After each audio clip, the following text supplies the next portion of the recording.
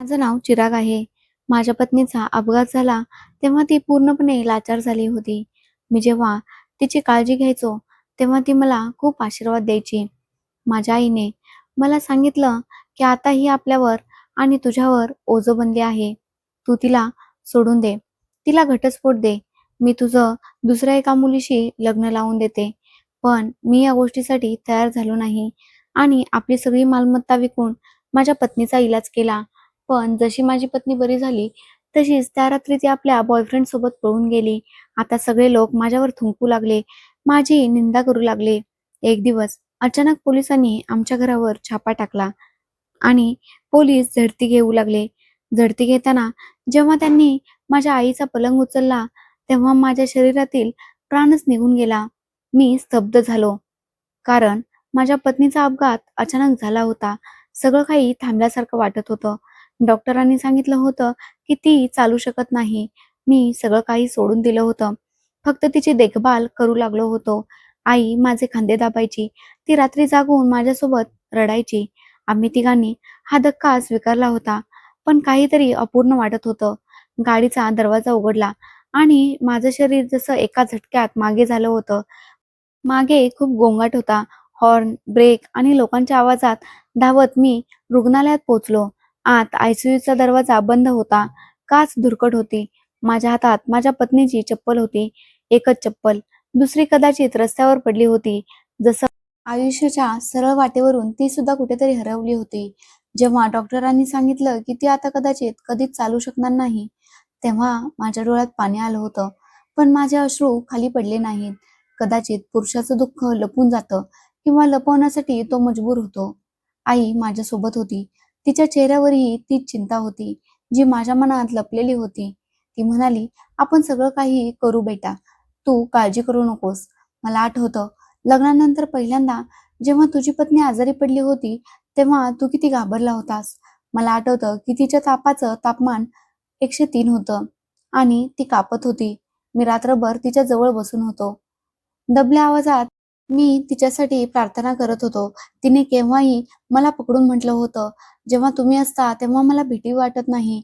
आज रुग्णालयात जेव्हा मी तिच्याकडे पाहिलं, तेव्हा ती श्वास घेत होती. पण तिचे डोळे बंद होते. जसं काही ती काहीतरी बोलून गप्प झाली असावी. आई रोज माझ्यासोबत रुग्णालयात यायची. कधी-कधी ती मला घरी पाठवून द्यायची आणि स्वतः माझ्या पत्नीजवळ बसून राहायची. एक दिवस मी परत आलो, तेव्हा आई तिच्या केसांना तेल लावत होती. ती माझ्या बायकोला मुलगी म्हणून हाक मारायची. म्हणत होती, की "माझी मुली लवकर बरी हो. तुला माझ्या मुलाला सांभाळायचं आहे. तो खूप नाजूक मनाचा आहे." हे सगळं मी दरवाजाबाहेर उभं राहून ऐकत होतो आणि माझ्या डोळ्यातून पहिल्यांदा अश्रू आले होते. पण एक विचित्र गोष्ट ही होती, की माझ्या पत्नीची शांतता वाढतच चालली होती. ती कमी बोलायची, कमी हसायची. जसं काही ती आतून दुसऱ्याच कुठल्यातरी विश्वाकडे निघाली असावी. मी अनेकदा प्रयत्न केला, की तिच्यासोबत बसू. फोटो दाखवले, जुन्या गोष्टी केल्या, लग्नाच्या दिवसाच्या गोष्टी केल्या.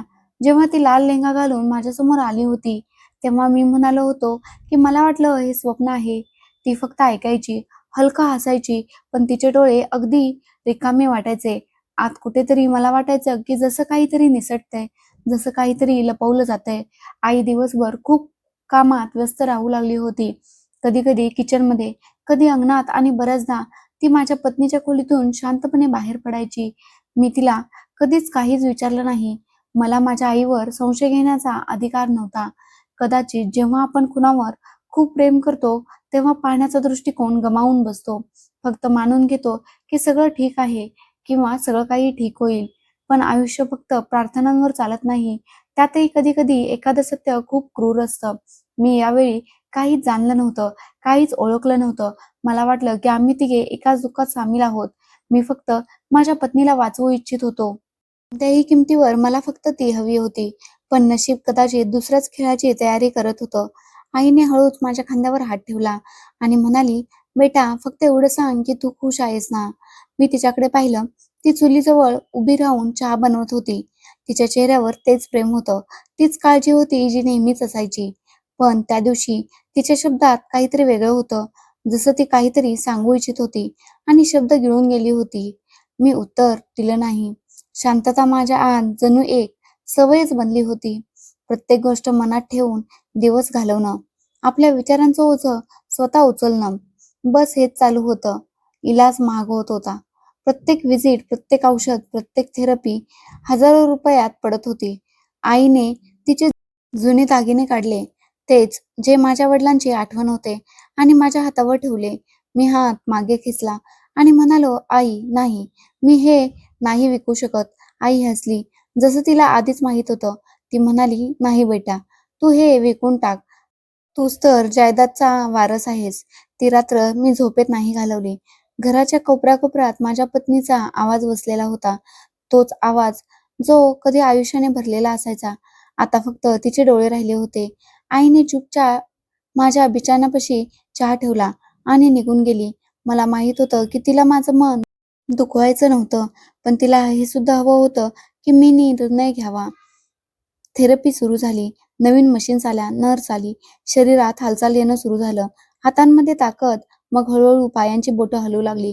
प्रत्येक वेळी मी खुश व्हायचो. आई प्रार्थना करायची, पण माझी पत्नी ती तर फक्त शांत पाहत राहायची.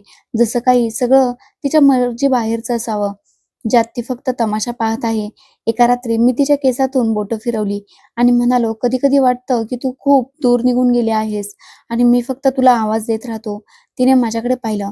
ओठांवर हलकंसं हसू आलं, पण डोळे पुन्हा तसेच ओसाड होते. मी काहीच म्हणालो नाही. काही प्रश्न असे असतात ज्यांची उत्तरं आपल्याला आधीच माहीत असतात. फक्त ऐकण्याची हिंमत नसते. दिवस सरत गेले. पत्नीची प्रकृती सुधारत गेली. शरीरात जान येऊ लागली. पण आमच्यातली अंतरं वाढत गेली. मी सगळं काही दिलं. वेळ, पैसा, झोप, आरोग्य. पण तरीही वाटलं की जसं मी तिला गमावतोय. रोज थोडं-थोडं. आई अनेकदा मला पाहून प्रार्थना करायची आणि म्हणायची की देव तुला सलामत ठेवो. तू आपल्या पत्नीची सावली बनून राहा. त्यांच्या बोलण्यात सुकून असायचा, पण ती सुकुनाच्या मागे एक भिंत होती, जी मी पाहू शकत नव्हतो. कधी-कधी ती माझ्या पत्नीशी बोलताना क्षणभर शांत व्हायची, जसं काही आठवतंय किंवा ती काहीतरी लपवत आहे आणि माझ्या पत्नीच्या डोळ्यात तीच गोष्ट असायची, जी जुबानावर कधी आलीच नाही. मी प्रत्येक शक्य प्रयत्न केला की तिच्या नजरेतून ती उलझन, तो रिकामेपण वाचू शकेन, पण मी अयशस्वी ठरलो. जसं मी एक पुस्तक वाचण्याचा प्रयत्न करतोय, ज्याचं प्रत्येक पान दुसऱ्याच भाषेत लिहिलं गेलं आहे. आयुष्य रुटीनवर येत होतं किंवा कदाचित आम्ही तिघांनी फक्त आपापलं दुःख रोजच्या कामात गुंडाळून घेतलं होतं. मग एक दिवस असा आला, जेव्हा मी स्वतःशीच नजर चोरली. कारण जे काही वाचवण्यासाठी मी सगळं लुटवलं होतं, कदाचित ती आधीच माझा निरोप घेऊन गेली होती. फक्त मी होतो आपल्या आशेच्या काठीवर टिकून आणि त्या आशेच्या मागे एक सत्य लपलेलं होतं, जे अजूनपर्यंत मला दिसत नव्हतं. रात्रीचे 2 वाजले होते. खोलीत शांतता होती. फक्त पंख्याचा धीमा आवाज आणि कधी-कधी खिडकीतून येणाऱ्या हवेचा शोर होता. माझे डोळे उघडले. तसं सवयीप्रमाणे मी माझ्या पत्नीकडे पाहिलं. बिछाना रिकामा होता. उशी साफसुथरी होती आणि चादर व्यवस्थित अंथरलेली होती. मला वाटलं की ती कदाचित वॉशरूममध्ये गेली असेल, पण दरवाजा उघडा होता आणि वॉशरूममध्ये अंधार होता. मला विचित्र अस्वस्थता जाणवली. मी पूर्ण घर पालथं घातलं. छोट्या अंगणापासून ते किचनपर्यंत प्रत्येक खोली पाहिली, पण ती मला कुठेच दिसली नाही. ना तिची व्हीलचेअर, ना तिची चप्पल, आणि ना तिची काठी. तिथे काहीच नव्हतं. ती अशी गायब होती, जशी कधी इथे नव्हतीच. माझा श्वास अडकू लागला होता. आईच्या खोलीत गेलो, तर तीही झोपली होती. मी आईला हलवलं, तर ती घाबरून उठली आणि म्हणाली, "काय झालं बेटा? सगळं काही ठीक तर आहे ना?" मी फक्त एवढंच म्हणालो, की "आई, मनीषा घरी नाहीये." आईच्या डोळ्यात एक क्षणभर आश्चर्य उतरलं. मग जसं ती काही समजेल असाव्यात, ती ओरडली आणि म्हणाली, "पळून गेली ती." हे शब्द बाण बनवून माझ्या छातीत जखम करून गेले होते. मी काही न बोलता दरवाजाकडे वाढलो. गेट उघडं होतं. बाहेर सन्नाटा होता. गल्ली ओसाड होती. कोणतीही खूण नव्हती. ती जी चालू सुद्धा शकत नव्हती. एक पाऊल कष्टाने टाकत होती. ती कशी काय एकटी निघून गेली? मी रस्त्यावर निघालो. अंधाऱ्या गल्ल्यांमध्ये विनाकारण धावत राहिलो. हॉस्पिटल, क्लिनिक, ते पार्क जिथे कधी आम्ही बसत असू. प्रत्येक ठिकाणी गेलो, पण काहीच मिळालं नाही. मोबाईल काढला, फोन केला. नंबरही बंद येत होता. पुन्हा केला तरीही बंद येत होता.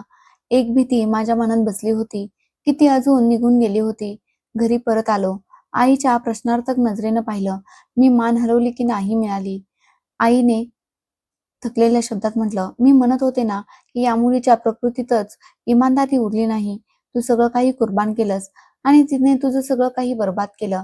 तिने तुझ्याबद्दल काहीच विचार केला नाही. मी आईचं बोलणं ऐकलं नाही.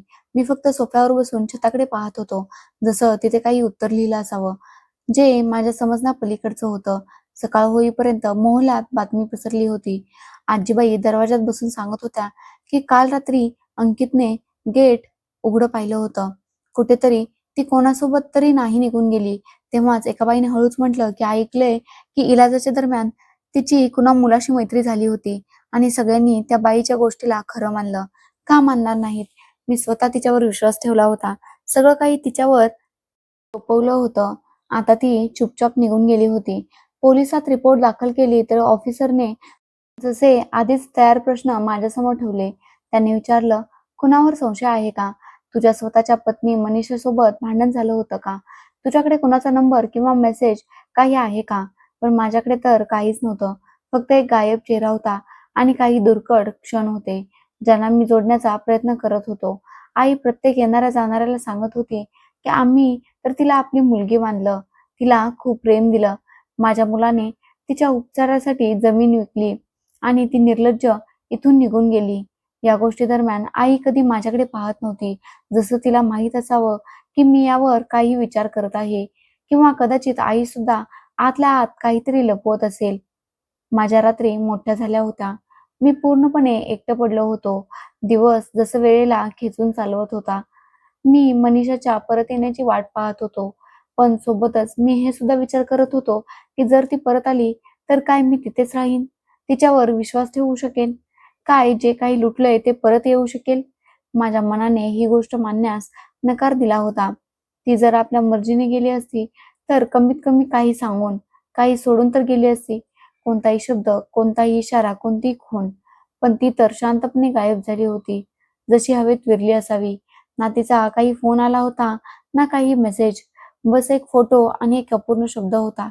रात्री मी माझ्या पत्नीच्या खोलीत गेलो होतो, जिथे प्रत्येक गोष्ट तशीच्या तशीच होती, जशी तिने सोडली होती. कपाट उघडलं तर तिचा सुगंध अजूनही कपड्यांमध्ये वसलेला होता. तिचा एक दुपट्टा माझ्या हातात आला. मी डोळ्यांना लावला. आठवलं की लग्नाच्या काही दिवसानंतर ती मला म्हणायची की कधी मी राहिले नाही तर माझे कपडे सांभाळून ठेव. त्यात माझे श्वास राहतील. मी तेव्हा हसून म्हणालो होतो की अशा गोष्टी तू करू नकोस. आज तेच कपडे माझे श्वास खेचत होते. वेळ जसा थांबला होता, प्रत्येक क्षण जसा सुस्त झाला होता, मन जड झालं होतं. मोहल्ल्यात चर्चा सुरू होती. काही म्हणत होते की तिचा बॉयफ्रेंड होता. संधी मिळताच पळून गेली. काही म्हणत होते की असं काही नसतं. जर सासूने पहिल्या दिवसापासूनच तिच्याशी चांगलं वागणं ठेवलं असतं आणि काही लोक फक्त तमाशा पाहत होते. सहानुभूतीच्या शब्दात विष कालवलेलं होतं. पण मी या सगळ्यांपासून दूर होतो आणि आपल्या शांततेशी लढत होतो. आईने आता घराचं कामकाज स्वतः सांभाळलं होतं. स्वतः साफसफाई करायची, नाश्ता बनवायची, सगळं काही चुपचाप करायची. कधी-कधी मला म्हणायची, की "काहीतरी खाऊन घे बेटा, स्वतःला बरबाद करू नकोस." मी तिचं म्हणणं मानण्याचा प्रयत्न करायचो, पण घास काही घशाखाली उतरत नव्हता. कशातच चव उरली नव्हती. ऐकण्यात सुकून राहिला नव्हता. फक्त मनीषाची कमतरता मला प्रत्येक ठिकाणी जाणवत होती. एक दिवस मी आईला मनीषाच्या खोलीत पाहिलं. ती तिच्या वस्तू ठीक करत होती. कपडे घडी करून कपाटात ठेवत होती. मी शांतपणे दारात उभा राहिलो. तिच्या हालचालीत एक सुकून होता. जसं काही एखाद्या ओझ्यापासून सुटका मिळवून आता सगळं आवरलं जात असावं. एका क्षणासाठी आई थांबली. एका फोटोकडे पाहिलं. मग हळूच पालटून टाकलं. मला वाटलं जसं ती काही आठवून पुसून टाकू इच्छित असावी. मी मागे सरकलो होतो. खोलीत नाही गेलो. त्याच क्षणी एका भावनेने मला जकडून घेतलं, की काहीतरी आहे जे दिसत नाहीये. काहीतरी असं आहे जे बोललं गेलं नाहीये. मनीषाचं बेपत्ता होणं, आईला चुकून, मोहल्ल्याच्या गोष्टी सगळ्या कुठल्यातरी धुक्यात लपलेलं वाटू लागलं होतं. प्रत्येक दृश्याच्या मागे एक दृश्य लपलेलं होतं. मी अनेकदा माझ्या पत्नी मनीषाचा नंबर डायल केला होता. प्रत्येक वेळी एकच उत्तर मिळालं, की हा नंबर बंद आहे किंवा कव्हरेज क्षेत्राच्या बाहेर आहे. मी बसून विचार करत राहिलो, की काय ती खरंच निघून गेली असेल? जर गेली तर कुणासोबत आणि कुठे आणि का? पण हे प्रश्न अजून एक प्रश्न उभा करायचे. उत्तर कधीच येत नव्हतं. रात्री मला झोप कधी यायची, कधी येत नव्हती. स्वप्नात तिची झलक दिसायची. कधी ती मला बोलवायची, कधी रुसून दूर जायची. एका रात्री स्वप्नात ती माझ्यासमोर उभी होती आणि माझ्या डोळ्यात डोळे घालून म्हणत होती की तू काहीच पाहिलं नाही, काहीच नाही. मी ओरडून उठलो होतो, घामाने भिजलो होतो, हृदय जोरात धडकत होतं. दिवसानुसार शांतता वाढत गेली. आता कुणी प्रश्न करत नव्हतं, कुणी धीर देत नव्हतं. सगळे जसं मानून चुकले होते की ती निघून गेली आहे. मी अजूनही दरवाजाकडे पाहत होतो. प्रत्येक वेळी जेव्हा गेटची कडी हलायची, तेव्हा एका क्षणासाठी हृदय धडकायचं की कदाचित मनीषा असेल. पण प्रत्येक वेळी निराशा व्हायची. आई दिवसेंदिवस मजबूत दिसू लागली होती, जसं तिच्यावर काहीच परिणाम झाला नसावा. आणि हीच गोष्ट माझ्या मनात एक संभ्रम निर्माण करत होती. तिचा इतका शांतपणा या मर्यादेपर्यंत की तिचे डोळे सुद्धा पाणावले नाहीत. काहीतरी होतं जे मला दिसत नव्हतं, काहीतरी असं जे मी समजत नव्हतो. आणि ही शांतता सर्वात भयानक होती, कारण कधी कधी ओरड ऐकू येते, दिसतं की काहीतरी चुकीचं आहे. पण जेव्हा शांतता असते आणि प्रत्येक गोष्ट पहिल्यासारखी असते, तेव्हा समजत नाही की जखम कुठे आहे, पण रक्त वाहत राहतं. संध्याकाळची वेळ होती. आकाशात हलके ढग होते. मी दरवाजा बाहेर बसून चहा पित होतो. मोहल्ल्याचे काही लोक रोजच्या प्रमाणे गल्लीच्या कोपऱ्यावर गप्पाच व्यस्त होते. तेव्हा शेजारचे काका, जे नेहमी शांत असायचे, माझ्यापाशी येऊन बसले. त्यांचा श्वास थोडा फुगला होता. हातात वर्तमानपत्राचा जुना तुकडा होता, जो ते बऱ्याचदा हातात घेऊन फिरत असत. काही वेळ ते शांत बसून राहिले. मग अचानक म्हणू लागले, बेटा, वाईट नको वाटून घेऊ. एक गोष्ट सांगायची आहे. रात्री तुझ्या घरातून काही विचित्र आवाज येतात. मी चमकून त्यांच्याकडे पाहिलं, मग हसलो. मी म्हणालो, काका तुम्ही पण ना? तुम्हाला काहीतरी भास झाला असेल, कदाचित मांजर असेल. काकांनी फक्त बर म्हटलं आणि उठून हळूहळू चालत परत गेले. मी सुद्धा काही वेळ विचार करत राहिलो. मग डोकं झटकलं. माझ्याकडे तसंही खूप काही विचार चिराग्यासारखं होतं.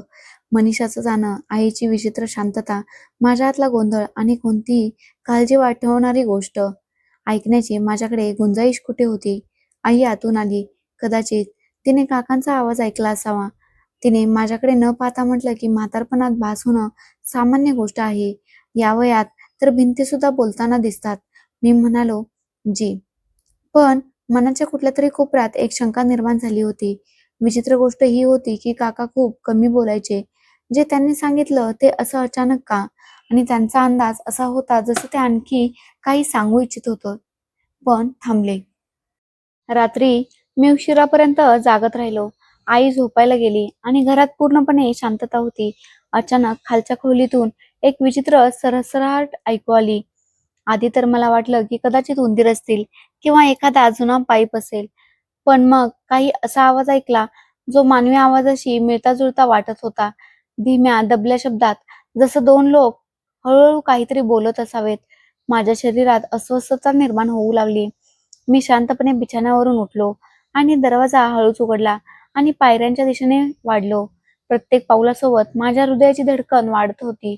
खाली पोहोचलो तर सगळं काही पहिल्यासारखं वाटत होतं. लाईट बंद होती, अंधार होता, दरवाजा बंद होता. मी खोलीकडे कान लावले, पण आता काहीच ऐकू येत नव्हतं. मी परत वर येऊन पडलो, पण झोप येत नव्हती. एक बेचैनी पसरली होती. काहीतरी होतं जे मी समजू शकत नव्हतो. मनीषाच्या बेपत्ता होण्यानंतर सगळं काही जसं एका स्वप्नासारखं वाटत होतं. पण तो आवाज, ती एका क्षणाची झलक, जशी एखाद्या स्वप्नाला वास्तवाशी जोडण्यासाठी आली असावी. दुसऱ्या दिवशी आई रोजच्या प्रमाणे कामात लागली होती. नाश्त्याच्या वेळी तिने हसून म्हटलं की आपल्या काकांना जाऊन सांग की जर आता पुन्हा मांजरीचा आवाज आला तर दरवाजा उघडून पाहून घेत जा. मी हलक्याशा हसण्याने उत्तर दिलं. पण आईच्या शब्दात काहीतरी होतं. काहीतरी असं होतं जे आधी नसायचं. तिचं हसू जसं जबरदस्तीचं असावं. जसं ती कुठल्या तरी गोष्टीला लपवण्याचा प्रयत्न करत असावी. दुपारी जेव्हा ती जेवण बनवत होती, तेव्हा मी हिंमत करून खालच्या खोलीचं कुलूप पाहिलं. जुनं कुलूप होतं, गंजाने भरलेलं. त्यावर धूळ जमली होती, जसं वर्षानुवर्षे उघडलंच नसावं. पण दरवाजाच्या खाली माती उकरलेली होती, जसं कुणीतरी अलीकडच्या दिवसात तिथे काही हालचाल केली असावी. मी वाकून दरवाजाच्या खालून पाहण्याचा प्रयत्न केला, पण अंधार होता. फक्त एक ओलाव्याचा वास आणि एक विचित्र गुदमरल्याचा एहसास झाला होता. माझा श्वास थांबला होता. मी परत वर आलो. मनाने म्हटलं की आईला विचारू, पण बुद्धीने म्हटलं की आता नाही. पुढच्या रात्री पुन्हा तोच आवाज आला. यावेळी थोडा जास्त स्पष्ट होता, थोडा जास्त बेकाबू, जसं कोणी हुंदके देत असावं किंवा कुणाला श्वास घेण्यात त्रास होत असावा. मी बेडवर बसलो, घामाने भिजलो होतो. जर हे सगळे माझे भास होते तर वारंवार एकाच वेळी का होत होते? सकाळ होताच मी पुन्हा काकांकडे गेलो. त्यांच्या डोळ्यात एक विचित्र थकवा होता. मी त्यांना स्पष्टपणे सांगितले की काका, तुम्ही जे म्हणाला होतात ते खरं आहे. तुम्ही काहीतरी पाहिलं आहे. ते काही वेळ शांत राहिले. मग हळूच म्हणू लागले की पाहिलं नाही, पण ऐकलं नक्कीच आहे. गेल्या काही दिवसांपासून रात्रीच्या एका विशिष्ट वेळी तुझ्या घरातून काहीतरी असं बाहेर पडतं जे ठीक वाटत नाही. मी म्हणालो की तुमचे धन्यवाद काका, आणि मग मी परत आलो होतो. मनात भीती होती. आई अजूनही रोजच्या प्रमाणे तशीच हसायची, खायची, शिजवायची, जसं काही झालंच नसावं. पण प्रत्येक रात्री जेव्हा खालून आवाज यायचा तेव्हा आईचे घोरणे गायब व्हायचे. तिच्या कडा बदलण्याचा आवाज यायचा, जसं ती जागी असावी. माझ्या आत आता एक निर्णय जन्म घेत होता. काहीतरी होतं जे लपलेलं होतं. काहीतरी असं जे जाणं माझ्यासाठी खूप गरजेचं होतं. आणि कदाचित ते काहीतरी खाली होतं. बंद दरवाजाच्या मागे, या शांत घराच्या सर्वात शांत जागेत, दुपारच्या कडक उन्हात सूर्य छतावर आग ओकवत होता. मी अंगणात पाण्याच्या कूलरजवळ बसलो होतो. वर्तमानपत्रात डोळे खुपसून होतो. तेव्हा अचानक गेटवर जोराची टकटक झाली. आई किचनमधून बाहेर आली आणि मी दरवाजा उघडला तर समोर पोलीस होते. एका ऑफिसरने आपलं कार्ड दाखवलं आणि म्हणू लागला, तुमच्या घराची आम्हाला तक्रार मिळाली आहे. आम्हाला तुमच्या घराची झडती घ्यायची आहे. आई दरवाजाच्या जवळ आली. तिच्या चेहऱ्यावर आश्चर्य होतं, जसं तिला विश्वासच बसत नसावा. तिने विचारलं, कसली तक्रार? पोलीस ऑफिसरने उत्तर दिलं की तपशील नंतर. आता आम्हाला प्रत्येक खोली तपासावी लागेल. घरात एक विचित्र शांतता पसरली होती, जसं भिंती सुद्धा श्वास रोखून सगळं काही ऐकत असाव्या. मी इशाऱ्याने म्हटलं की ठीक आहे, जे करायचं आहे ते करा. पोलिसांनी झडती सुरू केली. आधी किचन, मग माझ्या पत्नीची खोली, मग स्टोअर रूम, मग गेस्ट रूम. आई वारंवार त्यांच्या मागे जात होती. कधी वळत होती, कधी काही म्हणत होती, तर कधी आपले कपडे ठीक करत होती. पण तिचे हात थोडे कापत होते. पोलीस ऑफिसर वारंवार तिला थांबवत होता. मॅडम, आम्हाला आमचं काम करू द्या. मग एक शिपाई त्यांच्या खोलीत गेला, जिथे आईची खोली होती. त्यांनी आजूबाजूला पाहिलं, खालच्या बाजूला नजर फिरवली. मग अचानक म्हणाला की साहेब, इथे काहीतरी आहे. आई वेगाने पुढे आली आणि म्हणू लागली, इथे जुन्या वस्तू ठेवलेल्या आहेत, बस, आणि काहीच नाहीये. पोलिसांनी आईचा बेड बाजूला केला. खाली धूळ जमली होती, पण मध्यभागी एक लोखंडी हँडल बनलेलं होतं, गंजाने भरलेलं, जसं वर्षानुवर्षे कुणी त्याला स्पर्शही केला नसावा. तरीही ते स्पष्ट दिसत होतं. पोलीस ऑफिसरने माझ्याकडे पाहिलं आणि विचारलं की हे कशाचं हँडल आहे? मी हैराण होऊन उभा होतो. मी विचार केला, मी तर कधी आयुष्यात हे हँडल पाहिलं नाही. ती जागा तर माझ्या आईच्या बेडने झाकलेली राहायची. मी काही बोलणारच होतो की आई म्हणू लागली, तिथे जुना टँक ठेवला गेला होता. कधीतरी त्यांचा हँडल असेल. बाकी तिथे काहीच नाहीये. पोलिसांनी काही न ऐकता हँडल ओढलं. दरवाजा उघडण्याचा आवाज एका किंचाळीसारखा जाणवला, जसं वर्षांपासून बंद होता. कुणाचे श्वास अचानक बाहेर पडले असावेत.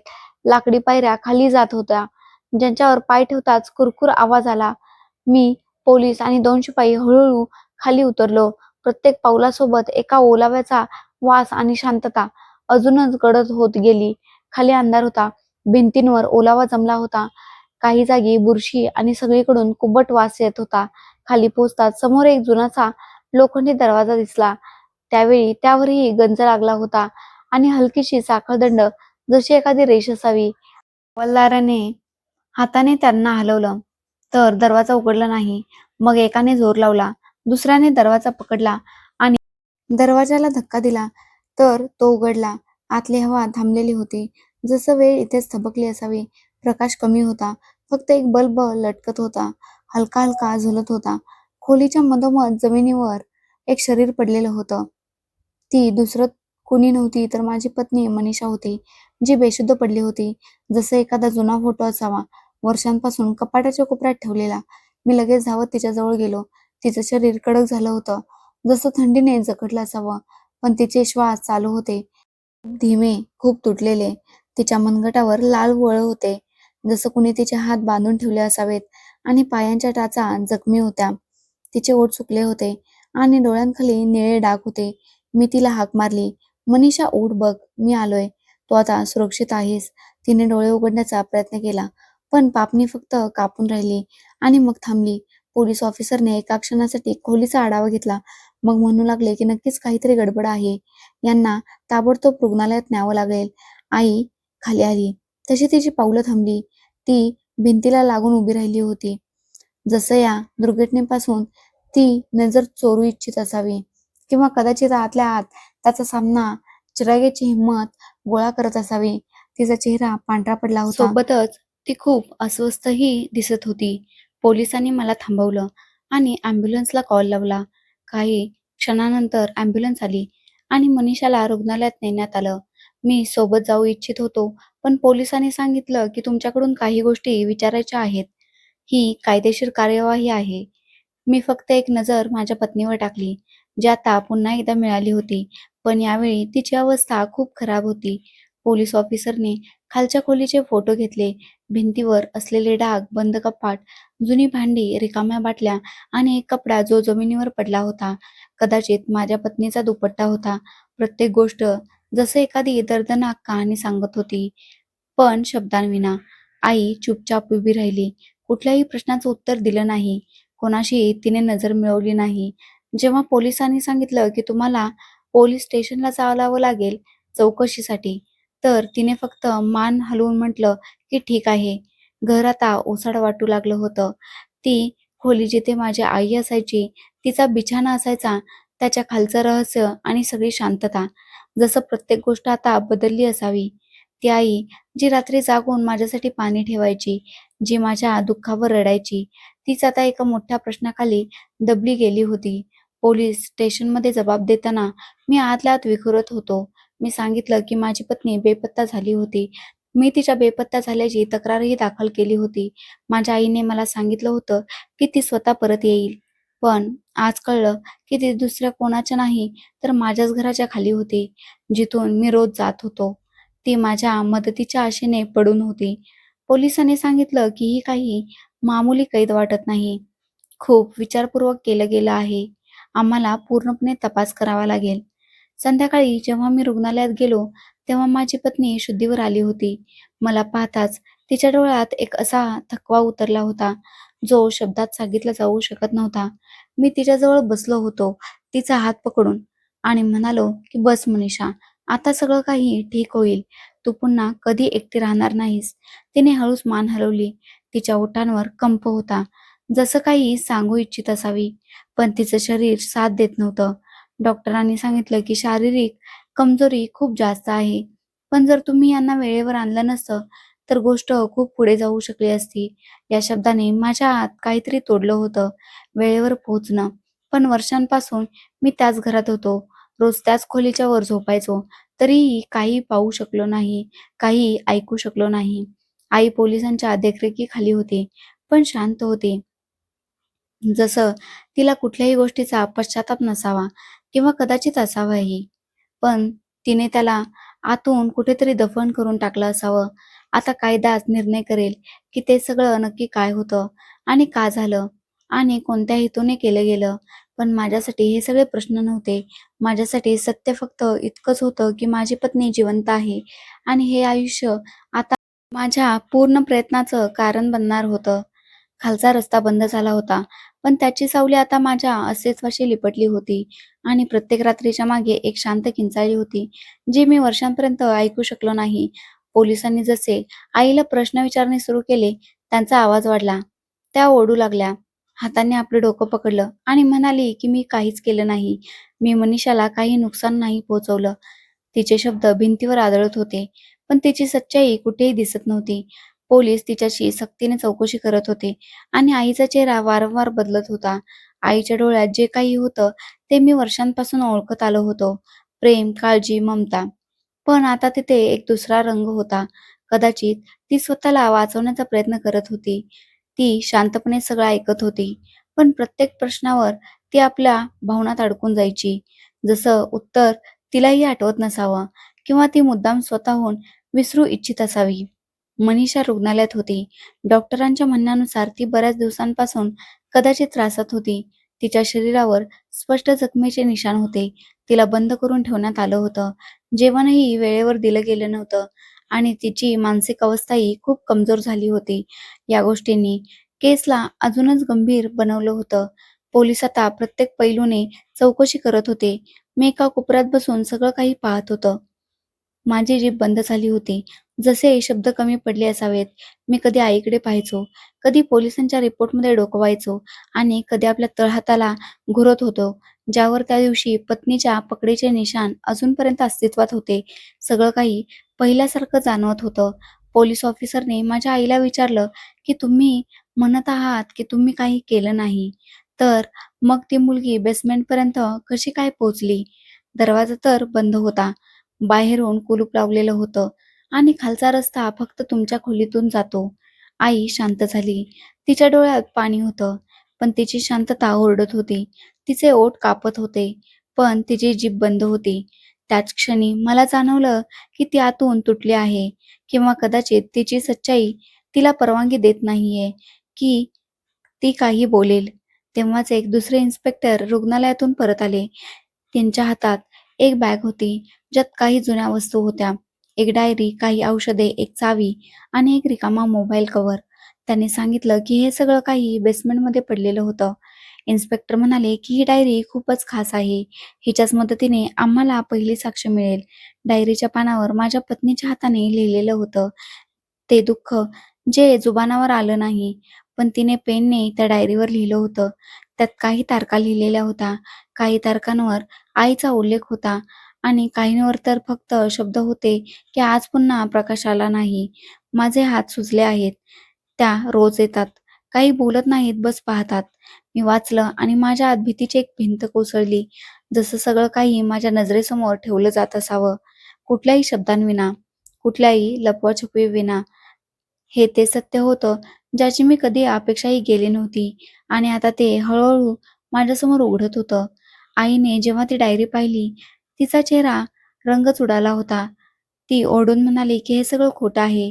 हे तिने स्वतः लिहिलंय मला फसवण्यासाठी. पोलिसांनी थंड आवाजात म्हटलं की पहा मॅडम, आम्ही खोटं आणि खरं याचा निर्णय स्वतः घेऊ. तुम्ही फक्त आमच्या प्रश्नांची उत्तरं द्या. मी पुन्हा एकदा शांत होतो. जसं कुणा दुसऱ्याचा किस्सा ऐकतोय. पण प्रत्येक पानावर लिहिले गेलेला शब्द माझ्या छातीत घुमत होता. ती बाई, जिला मी माझं आयुष्य म्हटलं, ती माझ्या घरात कैद राहिली. माझ्या पावलांच्या खालून हुंदके देत राहिली आणि मी रोज तिला तिच्या खोलीच्या वरून जात राहिलो. पोलिसांनी आईला हिरासतमध्ये घेतलं. शेवटच्या वेळी तिने माझ्याकडे पाहिलं. तिच्या नजरेत ना पश्चाताप होता, ना तिरस्कार होता. बस एक थकवा होता, जसं ती हरली असावी स्वतःच्याच एखाद्या खेळात. ती काही सांगू इच्छित होती. कदाचित आपल्या सफाईमध्ये, कदाचित आपल्या निर्णयाचं काही कारण. पण आता आम्ही ऐकण्याच्या परिस्थितीत नव्हतो. त्या रात्री मी पुन्हा आईच्या खोलीत गेलो. खाली त्या तळघरात तोच गंजलेला दरवाजा आणि तीच शांतता होती. मी लाईट ऑन केली. प्रत्येक ती गोष्ट पाहिली. मनीषाच्या साखळदंडाचे, ज्यावर रिकामे शब्द बोटांनी कोरले गेले होते. मला ऐका. मी गुडघ्यांवर बसलो आणि जमिनीवर हात ठेवून फक्त श्वास घेत राहिलो. त्यावेळी मला वाटलं, जसं जमिनीच्या आत तिच्या किंचाळ्या अजूनही अस्तित्वात आहेत. प्रत्येक भिंत, प्रत्येक सावली तिची साक्ष देत असावी. माझी आई पोलिसांच्या कस्टडीत होती, पण मला माहित होतं की फक्त तीच गुन्हेगार नव्हती. मी सुद्धा गुन्हेगार होतो. माझ्या पत्नीचा, माझ्या अज्ञानाचा, माझ्या अंधविश्वासाचा, माझे डोळे बंद ठेवण्याचा आणि हा सत्याचा पहिला तुकडा होता, जो माझ्या हातात आला होता. बाकी पूर्ण सत्य अजून समोर येणं बाकी होतं. पोलिसांचा तपास जसा जसा पुढे वाढत होता, प्रचिराग गडद होत चाललं होतं. पुरावे गोळा होत होते. पण खरा धक्का त्यावेळी लागला, जेव्हा शेजारी काकांना बोलावलं गेलं. त्यांचा जबाब घेतला गेला. हे तेच काका होते, ज्यांनी मला काही दिवसांपूर्वी म्हटलं होतं की तुझ्या घरातून विचित्र आवाज येतात. यावेळी त्यांच्याकडे फक्त आवाज नाही, तर आणखी काहीतरी होतं. त्यांच्या जबाबाने प्रत्येक गोष्ट बदलून टाकली होती. त्यांनी पोलिसांसमोर सांगितलं की एका रात्री मी गच्चीवर होतो. उकाड्यामुळे मला झोप येत नव्हती. अचानक चिरागच्या घरच्या अंगणात हालचाल झाली. मी खाली वाकून पाहिलं तर चिरागची आई शांतीजी कुणाला तरी फरफटत नेत होत्या. मी स्पष्ट तर पाहिलं नाही की कोण आहे, पण शरीर बेजानसं वाटत होतं. मी घाबरलो आणि चुपचाप आत गेलो. नंतर समजले की कदाचित कुणी आजारी असेल. पण दुसऱ्या दिवशी सकाळी जेव्हा चिरागची पत्नी गायब झाली, तेव्हा मला संशय आला होता. पोलीस ऑफिसरने त्यांच्या बोलण्यावर नोंद घेतली आणि माझ्याकडे शांत नजरेने पाहिलं. माझे डोळे जमिनीवर होते. सगळं काही एकमेकांशी जुळत होतं. आवाज धीमा होता, पण जुना दरवाजा, माझ्या पत्नीने लिहिलेली डायरी आणि आता ही साक्ष. पोलिसांनी आईसमोर हा जबाब ठेवला होता. ती शांत राहिली. तिने नकार नाही दिला ना सफाई दिली. जसं शब्दांचीच गरज उरली नसावी. तिने फक्त हो म्हटलं. एक क्षण असा आला जेव्हा हवालदाराने म्हटलं की ही साक्ष जर न्यायालयात सादर केली तर प्रचिराग थेट जन्मठेपेपर्यंत जाऊ शकतं. तेव्हाच आईने एक दीर्घ श्वास घेतला आणि नजर माझ्यावर रोखली. मी जो दूर बसलो होतो, सगळं ऐकत होतो. तिच्या नजरेपासून वाचू शकलो नाही. ती हळूच म्हणाली, जसं फक्त मला सांगत असावी. तिने म्हटलं, "मनीषा माझ्या मुलाला बरबाद करत होती. मी माझ्या मुलाला वाचवलं." हे शब्द माझ्या आत जोरात लागले होते. जसं माझ्या आत सगळं काही हादरलं असावं. मी काही वेळ आईला घुरत राहिलो, पण काही बोलू शकलो नाही. माझे शब्द माझ्या गळ्यातच अडकले होते. आईने आपला जबाब पुढे वाढवला आणि म्हणाली की मी तिला लपवलं, संपवलं नाही.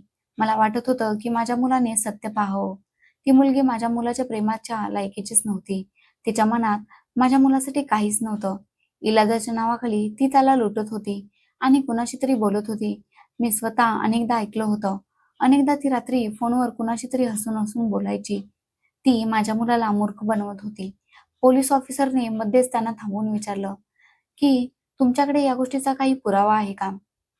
तिच्या बोलण्याची काही रेकॉर्डिंग किंवा काही मेसेज किंवा काही साक्षीदार? आई शांत राहिली. जसं जे सांगायचं होतं ते सांगितलं असावं. आता ऐकण्याचं ओझं माझं होतं.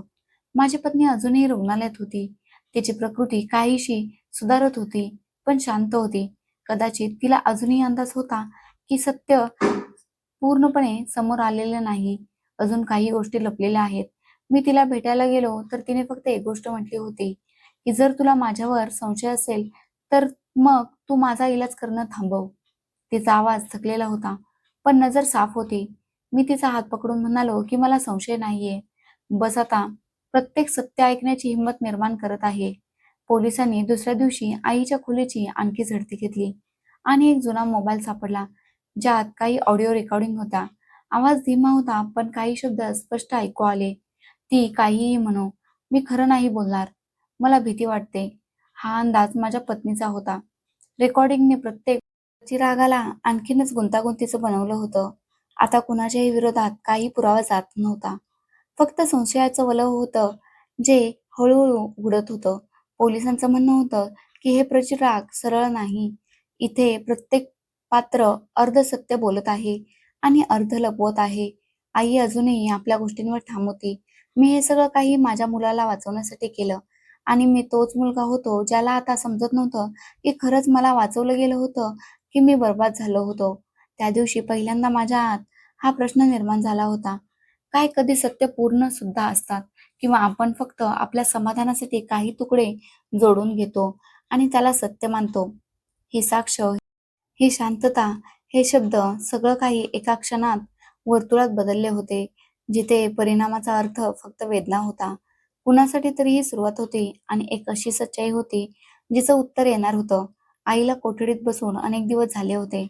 रोज तपासाचे नवीन मार्ग, दर दिवशी काहीतरी नवीन ऐकायला मिळायचं आणि प्रत्येक वेळी माझं मन थोडं अजून जड व्हायचं.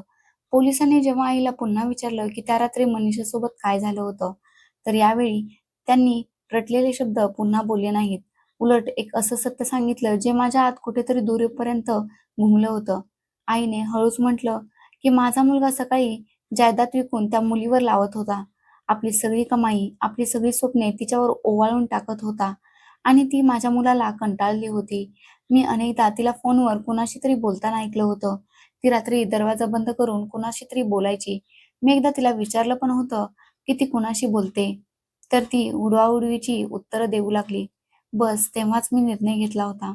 मी विचार केला होता की ही मुलगी माझ्या मुलाला बरबाद करेल. मी माझ्या मुलाचं बालपण पाहिलं होतं. त्याच्या डोळ्यात अश्रू पाहिले होते, जे तो मला दाखवत नव्हता, पण विखरून जायचा. मला वाटत नव्हतं की माझा मुलगा अजून तुटावा. माझं हृदय किंचाळलं. मी जमिनीवर जोरात मुक्के मारू लागलो. भिंतीला हलवू लागलो. पण आवाज निघाला नाही. फक्त श्वास जोरात चालू लागले. जसं शरीरात वादळ भरलं असावं. पण बाहेर काहीच दिसू शकलं नसावं. मी त्यांना पाहत होतो. ही तीच बाई होती जिने मला जन्म दिला होता. जिने मला लहानाचं मोठं केलं होतं. माझ्यासाठी रात्री जागल्या होत्या. मला अंगाई ऐकवायची. हिवाळ्यात माझ्यावर पांघरून घालायची. उन्हाळ्यात हाताने वारा घालत होती. तीच बाई आज माझ्यासमोर हे सगळं सांगत होती. पोलिसांनी तिला विचारलं, "तर मग तुम्ही तिला खाली का ठेवलं? तुम्ही याबद्दल कुणाकडे तक्रार का केली नाही? मुलाशी का नाही बोललात?" आईने नजर खाली ठेवत म्हटलं, "कारण मला वाटलं जर मी काही नाही केलं तर हे सगळं स्वतःहून उद्ध्वस्त होईल. मी काही दिवसांचा विचार केला होता. बस तिला काही दिवस तिथे एकटी ठेवीन. कदाचित तिला समज येईल. कदाचित ती शर्मिंदा होईल. पण वेळेसोबत सगळं बिघडत गेलं." आईचं बोलणं ऐकून माझ्या डोळ्यांसमोर फ्लॅशबॅक सारखे ते सगळे प्रसंग चालू लागले होते. माझ्या पत्नीची बदलती वागणूक, तिची शांतता, आईच्या नजरेतून हटणारी ती काळजी आणि ते क्षण जेव्हा मला वाटायचं की काहीतरी आहे जे मी पाहू शकत नाहीये. दुसरीकडे रुग्णालयात मनीषा आता बोलू लागली होती. हळूहळू सत्य तिच्या जुबानातूनही निघू लागलं होतं. तिने सांगितलं, "मी एकटी झाले होते. माझे शरीर चालू लागलं तर मनात काहीतरी वेगळा विचार आला. मला संशय होता की कदाचित तू फक्त दया दाखवतोयस, प्रेम नाही करत आहेस." आईंनी जेव्हा माझ्या उपचारावर आक्षेप घेतला, तेव्हा मी त्यांच्याशी वाद घालणं सुरू केलं. कदाचित त्या समजल्या की आता मी शांत राहणार नाही. मी मनीषाला विचारलं, "काय तू कुणाशी बोलत होतीस?" ती शांत झाली. मग म्हणू लागली की माझा एक मित्र होता, जुना मित्र. बस त्याच्याशी मन हलकं करण्यासाठी बोलायचे. पण कधीच काही चुकीचं नव्हतं. कदाचित त्यावेळी मला स्वतःला माझ्या आत काही कमतरता समजत नव्हती. तिचं बोलणं ऐकून माझ्या छातीत वेदना झाली होती. पण यात आरोप नव्हता. सत्य होतं, कडू होतं, पण साफ होतं. मला तिच्यावर राग नाही आला, फक्त खेद वाटला. आम्ही दोघे वेळेच्या हाती इतके थकलो होतो की एकमेकांची भाषाही विसरून गेलो होतो. आईचा उद्देश कदाचित मला वाचवणं होतं, पण तिने जी पद्धत अवलंबली होती, ती ना आईला शोभणारी होती ना माणुसकीला. तिने निर्णय आपल्या परीने घेतला होता. मला विचारलंच नाही. मला समजण्याची संधीही दिली नाही. मी घरी आलो तर सगळं काही जसं बदललेलं वाटलं. भिंती, दरवाजे, इथपर्यंत की छताचा पंखाही जसा शांत झाला असावा. मी आईच्या खोलीत गेलो, जिथे तिचा बेड आता रिकामा पडला होता. तिच्या बेडच्या खाली ते हँडल होतं. ते तळघर ज्याने सत्याला लपवून ठेवलं होतं. आईने जे केलं होतं त्यांचा उद्देश कदाचित वाईट नव्हता, पण परिणाम असा होता की ज्याने सगळं काही बदलून टाकलं होतं. तिचं प्रेम, तिची परवरिश सगळं काही एका अशा सावलीत गेलं होतं. आणि मी त्याला आठवतोय तर बालपणीची ती अंगाई सुद्धा ऐकू येतीये. जी आई मला आपल्या बिछाण्यावर झोपून ऐकायची आणि गंजलेला दरवाजा आवाज सुद्धा. ही कहाणी आता फक्त माझी नव्हती. आता प्रत्येक त्या माणसाची कहाणी होती, ज्याचे निर्णय दुसऱ्यांनी त्याच्यासाठी घेतले. मग ते प्रेमात घेतले असोत किंवा द्वेषात. आणि उद्देश कधी-कधी सत्य नसतो. बस एक पडदा बनवून जातो, जो अखेरीस उघडतोच. पोलिसांनी चार्जशीट तयार केली होती. आरोप गंभीर होते. माणसाला कैदेत ठेवणं आणि त्याला मानसिक शारीरिक त्रास देणं हा एक गंभीर गुन्हा आहे आणि माझ्या आईने हा गुन्हा केला होता. ते नाव जे कधी माझ्या स्कूल बॅगवर, माझ्या रिपोर्ट कार्डवर असायचं आणि माझ्या स्वप्नात गर्वाने घेतलं जायचं. पण आता तिचं नाव पोलीस स्टेशनमध्ये एक आरोपी म्हणून नोंदलं गेलं.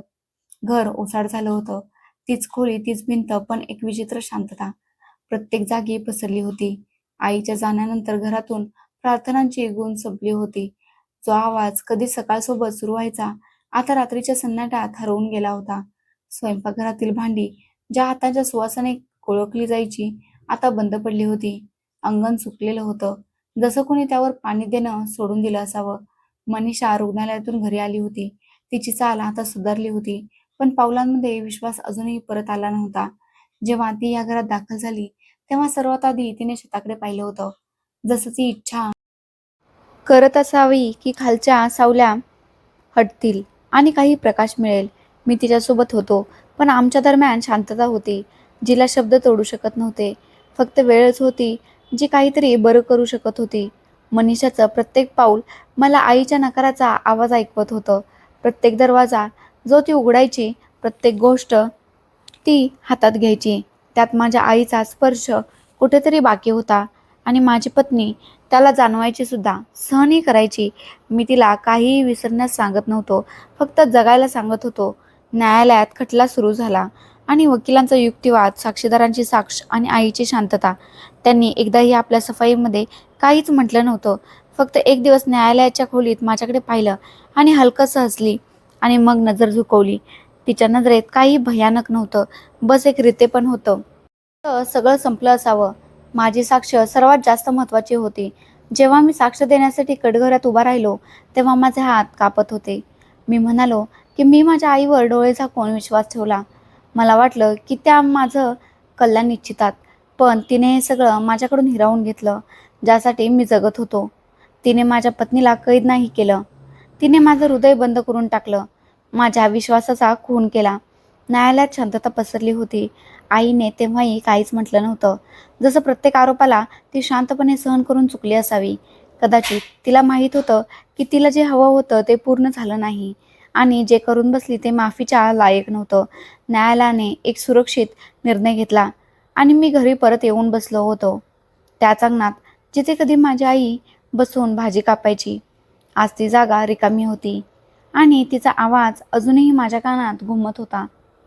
पण तो आवाज सुकून देत नव्हता. तो आवाज आता एक माझ्यासाठी ओझं बनला होता. मनीषा माझ्याजवळ आली. माझ्या हातावर हात ठेवला. तिच्या डोळ्यात अजूनही थकवा होता, पण सोबत एक विचित्र नरमीही होती. तिने म्हटलं की आपण पुन्हा एकदा नव्याने सगळं सुरू करू शकतो, पण यावेळी कोणतंच खोटं नसेल. काहीही लपवलं जाणार नाही. बस सत्यासोबत सगळं सुरू होईल. मी मान हलवली होती. मला दुसरं काही नको होतं. ना बदला, ना चर्चा, ना सहानुभूती. मला फक्त न्याय हवा होता. तोही असा न्याय जो गोंगाट चिरागार नाही. यानंतर कोणताही आरोप बाकी राहणार नाही. ना माझ्या मनात, ना मनीषाच्या डोळ्यात. हा तो क्षण होता जिथे कहाणीचा गोंगाट थांबत होता आणि आत एक नवीन लढाईची छाप ऐकू येत होती. एक असं आयुष्य ज्यात गेलेल्या क्षणांच्या राखेतून आम्ही आमचा नवीन उद्या बनवू इच्छित होतो. शांत न्याय जो किंचाळ्याने नाही तर सत्याने होतो आणि सत्य अखेरीस आमच्यामध्ये उभं होतं. पूर्णपणे कडू पण मनात सुकून होता. जसं आभाळानेही काही वेळ रडल्यानंतर शांतता पांघरली असावी. अंगणात बसून मला तीच खुर्ची दिसत होती ज्यावर माझी पत्नी संध्याकाळी बसून चहा प्यायची. आज ती पुन्हा त्याच जागी बसलेली होती, जिवंत होती, आनंदी होती, सुरक्षित होती आणि आपल्या डोळ्यात असंख्य गोष्टी घेऊन. रुग्णालयातून परत आल्यानंतर अनेक दिवस उलटून गेले होते. तिच्या शरीराच्या जखमा आता भरल्या होत्या, पण जे आतल्या जखमा होत्या त्या दोघांच्या मध्ये भिंत बनून उभ्या होत्या. आम्ही दोघांनी काहीच खास बोलणं केलं नव्हतं. बस एकमेकांचं अस्तित्व सहन करायला शिकलो होतो. कधी कधी ती माझ्याकडे पाहायची. मी नजर चोरून घ्यायचो. कधी मी काही सांगू इच्छित होतो, पण शब्द साथ देत नव्हते. घराचं वातावरण बदलल्यासारखं होतं. आई आता तुरुंगात होती. तिच्याशिवाय हे घर अनोळखी वाटू लागलं होतं. तीच खोली, तेच अंगण, तेच दरवाजे, सगळं काही तिथेच होतं. पण आता त्यात आईची सावली नव्हती आणि कदाचित हीच शांतता दोघांच्या मनात मौजूद होती. आईच्या चुकांनी आम्हा दोघांना तोडून टाकलं होतं. एक संध्याकाळी माझ्या पत्नीने हळूच म्हटलं की हे घर अजूनही सुरक्षित वाटतं, पण तसं नाही जसं आधी असायचं. मी उत्तर दिलं, आम्ही दोघेही तर तसे राहिलो नाही, असे आधी असायचो. ती हलकसं हसू लागली, जसं माझ्या शब्दांपासून परहेज करत असावी. पण या हसण्यात वेदना लपलेली होती. माझ्या पत्नीचा प्रत्येक दिवस एक प्रयत्न असायचा की नॉर्मल आयुष्याकडे परतण्याचा, स्वतःला पुन्हा जगण्यास लायक बनवण्याचा. ती आता किचनमध्ये जाऊन जेवण बनवायची, दरवाजा उघडायची, अंगणात बसायची, कधी कपडे धुवायची, घराची सगळी कामं करायची. मी तिला शांतपणे पाहत राहायचो. ना तर थांबू शकत होतो, ना धरू शकत होतो. कारण आता मला वाटायचं की माझ्या हातातून सगळं काही सुटलं आहे. मग एक दिवस तिने म्हटलं की आपण सगळं काही नवीन पद्धतीने सुरू करू शकतो. हे शब्द थेट माझ्या काळजात रुतले होते. ती जिला एका आईने जमिनीखाली लपवण्याचा प्रयत्न केला होता, आज स्वतः जमिनीतून निघून मला नवीन रस्ता देत होती. मी हळूच म्हणालो की सुरू तर आम्ही कधीच केला आहे, फक्त मानायला उशीर केला आहे. आम्ही दोघांनी एक दिवस आईचं जुनं कपाट उघडलं. तिचे कपडे काढले. त्यात काही दागिने आणि एक डायरी होती. त्या डायरीमध्ये तिने माझ्या बालपणाची एक एक आठवण लिहिली होती. जेव्हा मी आजारी पडायचो तेव्हा मी पहिल्यांदा शाळेत गेलो होतो, तेव्हा मी रडून आईच्या खुशीत लपलो होतो. मनीषाने ती डायरी वाचताना एक शब्द म्हटला की ती बाई तुझ्यावर खूप प्रेम करत होती. बस त्या प्रेमाला आवर घालणं तिला जमलं नाही. मी शांत राहिलो कारण माझ्या पत्नीने ती गोष्ट बोलली होती जी मी स्वतःला सुद्धा बोलण्यास घाबरत होतो. आईची कैद, त्यांचा गुन्हा, तिचा परिणाम, सगळं काही न्यायालयाच्या पद्धतीने चाललं होतं. पण माझ्यासाठी हे सगळं पूर्णपणे विचित्र होतं. माझ्यासाठी खरं न्यायालय माझं घर होतं, माझी पत्नी होती आणि आमची शांतता होती. आम्ही निर्णय घेतला होता की काही महिन्यानंतर शहर सोडून देऊ. एक नवीन वातावरण, नवीन हवा, कदाचित मनाला थोडा सुकून मिळेल. माझी पत्नी तयार झाली होती आणि आम्ही दोघांनी सगळं सामान पॅक करणं सुरू केलं होतं. मी माझ्या पत्नीचा तो दुपट्टा बाजूला ठेवला जो मला बेसमेंटमधून मिळाला होता. तो आता माझ्यासाठी कोणतीही भयानक गोष्ट नव्हती, तर एक निशाणी होती. आम्ही विचार केला होता की जे झालं ते संपत नाही, पण त्याचं ओझं कमी नक्कीच होतं. संध्याकाळी मी शेवटच्या वेळी माझ्या पत्नीला विचारलं, खरंच आपण पुढे जाऊ शकू? तिने माझा हात पकडून म्हटलं की पुढे जाण्यासाठी मागचं सगळं काही पुसणं गरजेचं नसतं. काही जखमांसाठी सुद्धा जगता येतं. बस ती जखम शिळी नसावी. आता आम्ही रवाना झालो आहोत एका नवीन शहरात, नवीन घराच्या भिंतींकडे. पण माझ्यासोबत माझी पत्नी आहे, जिच्याशी फक्त माझं प्रेमच नाही तर माझं पूर्ण आयुष्य जोडलेलं आहे. मी सगळं काही गमावलं आणि सगळं काही जिंकलं सुद्धा. हे गमावणं आता विजयात बदलू शकतं जर आम्ही दोघे सोबत चालत राहिलो, शांततेत सुद्धा, सत्यात सुद्धा. ही कहाणी आता माझी राहिली नाही. ही प्रत्येक त्या माणसाची कहाणी आहे जो स्वतःला हतबल समजतो. आज मी लिहितोय जेणेकरून माझी कहाणी जाणून जर तुम्ही सत्यावर असाल तर हारल्यानंतर सुद्धा विजय शक्य आहे. बस थोडासा वेळ लागतो आणि एक बाई जी परत येते, मग कितीही उशीर झालेला असो. मी माझ्या पत्नीसोबत आता या दुसऱ्या शहरात, दुसऱ्या घरात आपल्या आयुष्याची नवीन सुरुवात केली आहे आणि जुन्या सगळ्या गोष्टी विसरण्याचा प्रयत्न करत आहे. आईची आठवण अजूनही येते, पण वेळ बरीच पुढे गेली आहे. आता काही होऊ शकत नाही. मित्रांनो, आशा करते तुम्हाला आमची कहाणी नक्की आवडली असेल. कहाणी आवडली असेल तर व्हिडिओला लाईक करा. चॅनलवर नवीन असाल तर चॅनलला सबस्क्राईब करा आणि हो, नोटिफिकेशन बेल नक्की दाबा जेणेकरून पुढची अपडेट सर्वात आधी तुम्हाला मिळेल. धन्यवाद.